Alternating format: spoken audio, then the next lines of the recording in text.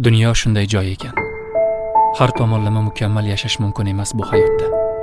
Har doim nimadir kam bo'ladi.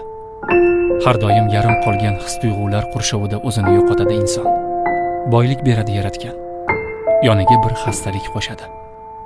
Sog'lik beradi, qashshoqlik zahmatiga yo'liqtiradi. Bu yarim dunyoda butun baxtga erishish mumkin emas. Har bir jon o'ziga yarasha muammo bilan kurashadi. Fursatni topgan odam qachondir baxtga erishadi. Ehtimol eng muhimi hayotni og'riqlar ichida ham yashay bilishdir.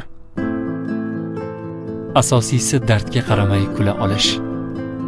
Yurak sanchiqlariga qaramay tabassum qilish. Har olgan nafasing, yegan har bir luqmang bir hikmat tufayli amalga oshadi.